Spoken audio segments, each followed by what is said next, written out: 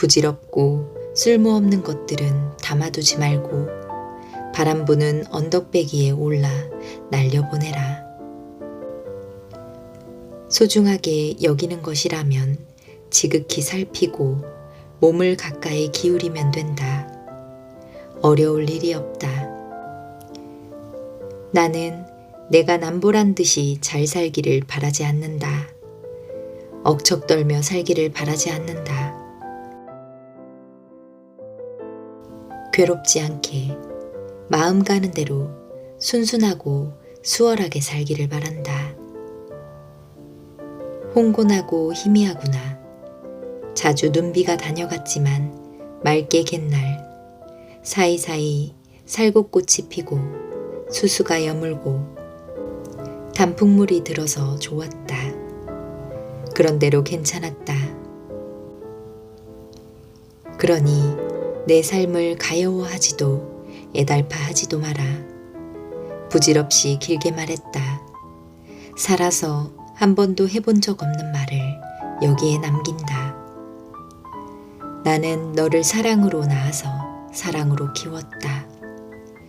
내 자식으로 와주어서 고맙고 염치 없었다. 너는 정성껏 살아라.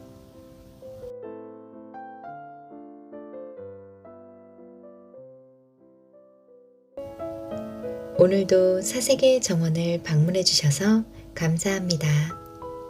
오늘 하루도 잘 보내셨나요? 오늘 소개해드릴 책은 림태주 시인이 쓴 산문집 그토록 붉은 사랑과 관계 물리학이라는 산문집입니다. 우선 림태주님은 여러 장르의 감성을 다 가지고 계신 분인 것 같아요. 삶을 간결하고 소박하지만 아주 깊은 농도로 표현해낼 줄 아시는 분이고, 이분에게 있어서는 또 어머니에 대한 그리움과 사랑의 글들은 정말 감성 없이 읽고 있어도 뭔가 깊은 울림을 주는 재주가 있으신 분이거든요. 살다 보면 삶의 무게가 내가 사랑하는 그리운 사람들에 대한 기억이나 감정을 많이 지워버릴 때가 있어요. 오늘은 그런 감정이 무척이나 그리운 날이라 이 책을 골라봤습니다. 림태주님의 책 소개를 낭독해드리고 바로 그토록 붉은 사랑을 낭독해드리겠습니다.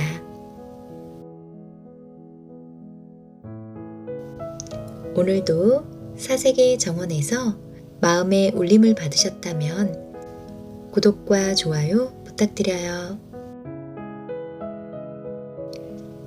꽃나무 중에 동백은 각별하다. 피어도 져도 그늘마저도 붉다. 사랑의 자세를 보여준다. 그 붉음은 은유가 아니라 직유다. 배인 듯 아프고 대인 듯 뜨겁다. 세상에 와서 내가 사랑한 일들을 갈무리해 보려고 헛짓을 했다. 사랑했던 일들과 이별했던 일들, 사랑하지 못했던 일들과 슬퍼하고 아파했던 일들을 붉은 잉크로 눌렀었다.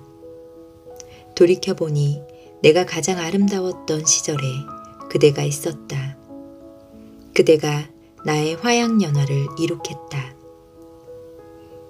행복을 빈다는 말이 거짓말이라도 사랑했으므로 진실로 행복을 빈다. 이 책은 어머니의 편지로 시작해 어머니에게 보내는 편지로 맺는다. 편지와 편지 사이에 사사로운 나의 독백과 소란스러운 독백을 끼워 넣었다.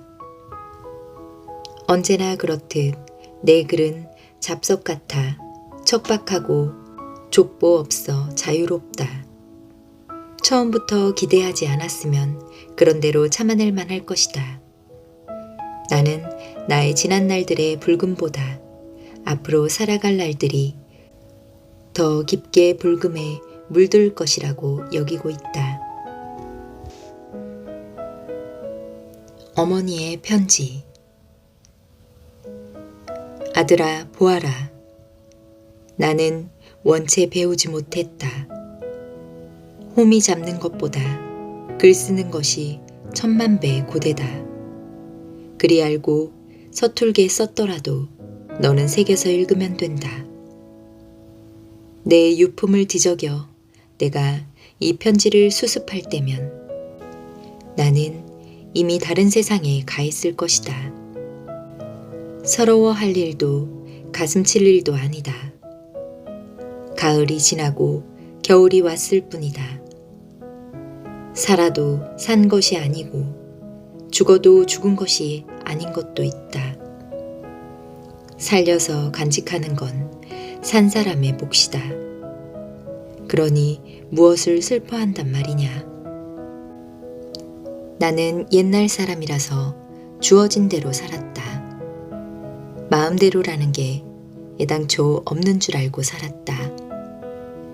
너희를 낳을 때는 힘들었지만 낳고 보니 정답고 의지가 돼서 좋았고 들에 나가 돌밭을 고를 때는 고단했지만 밭일항에서 당근이며 무며 감자알이 통통하게 몰려 나올 때는 내가 조물주인 것처럼 좋았다. 깨꽃은 얼마나 이쁘더냐. 양파꽃은 얼마나 환하더냐. 나는 도라지 씨를 일부러 넘치게 뿌렸다. 그 자태고운 도라지 꽃들이 무리지어 넘실거릴 때 내게는 그곳이 극락이었다.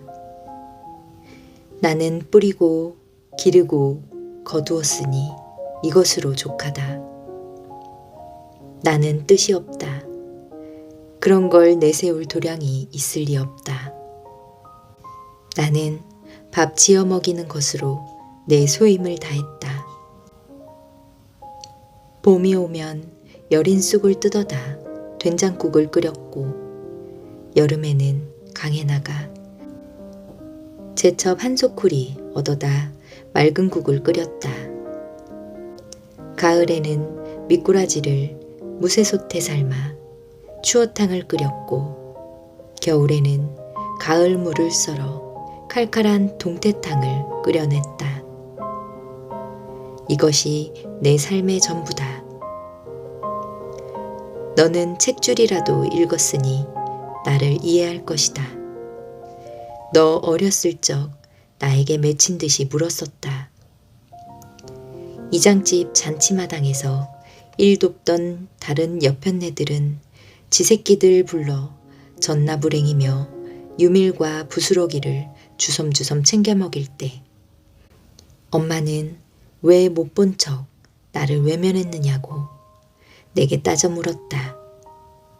나는 여태 대답하지 않았다. 높은 사람들이 만든 세상에 지엄한 윤리와 법도는 나는 모른다. 그저 사람 사는 데는 인정과 도리가 있어야 한다는 것만 겨우 알 뿐이다. 남의 예식이지만 나는 그에 맞는 예의를 보이려고 했다. 그것은 가난과 상관없는 나의 인정이었고 도리였다. 그런데 내가 그 일을 서러워하며 물을 때마다 나도 가만히 아팠다. 생각할수록 두고두고 잘못한 일이 되었다. 내 도리의 값어치보다 내 입에 들어가는 떡 한 점이 더 지엄하고 존귀하다는 걸 어미로서 너무 늦게 알았다. 내 가슴에 박힌 멍울이다. 이미 용서했더라도 어미를 용서하거라. 부박하기 그지없다. 내가 어미 사는 것을 보았듯이 산다는 것은 종잡을 수가 없다. 요망하기가 한여름 날씨 같아서 비 내리겠다 싶은 날은 해가 나고 맑구나 싶은 날은 느닷없이 소낙비가 들이친다. 나는 새벽마다 물 한 그릇 올리고 촛불 한 자루 밝혀서 천지신명께 기댔다. 운수소관의 변덕을 어쩌진 못해도 아주 못살게 하지는 않을 거라고 믿었다. 물살이 센 강을 건널 때는 물살을 따라 같이 흐르면서 건너야 한다. 너는 내가 세운 뜻으로 너를 가두지 말고 내가 정한 잣대로 남을 아프게 하지도 마라. 내가 아프면 남도 아프고 남이 아프면 너도 힘들게 된다. 해롭고 이롭고는 이것을 기준으로 삼으면 아무 탈이 없을 것이다. 세상 사는 거 별거 없다. 속 끓이지 말고 살아라. 너는 이 어미처럼 애태우고 참으며 제 속을 파먹고 살지 마라. 힘든 날이 있을 것이다. 힘든 날은 참지 말고 울음을 꺼내 울어라. 더없이 좋은 날도 있을 것이다. 그런 날은 참지 말고 기뻐하고 자랑하고 다녀라. 세상 것은 욕심을 내면 호락호락 곁을 내주지 않지만 욕심을 덜면 봄볕에 담벼락 허물어지듯이 허술하고 다정한 구석을 내보여 줄 것이다. 별것 없다. 체면 차리지 말고 살아라. 왕후장상의 씨가 따로 없고 귀천이 따로 없는 세상이니 내가 너의 존엄을 세우면 그만일 것이다. 아녀자들이 알곡의 티끌을 고를 때 키를 높이 들고 바람에 까분다. 뉘를 고를 때에는 채를 가까이 끌어당겨 흔든다. 티끌은 가벼우니 멀리 날려보내려고 그러는 것이고 뉘는 자세히 보아야 하니 그런 것이다. 사는 이치가 이와 다르지 않더구나.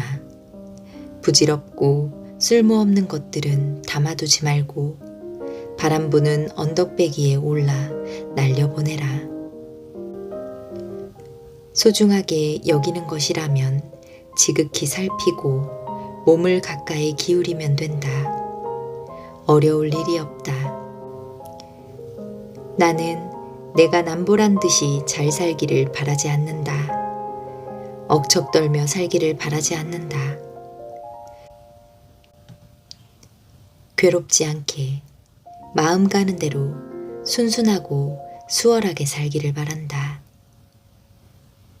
홍곤하고 희미하구나. 자주 눈비가 다녀갔지만 맑게 갯날 사이사이 살구꽃이 피고 수수가 여물고 단풍물이 들어서 좋았다. 그런대로 괜찮았다. 그러니 내 삶을 가여워하지도 애달파하지도 마라.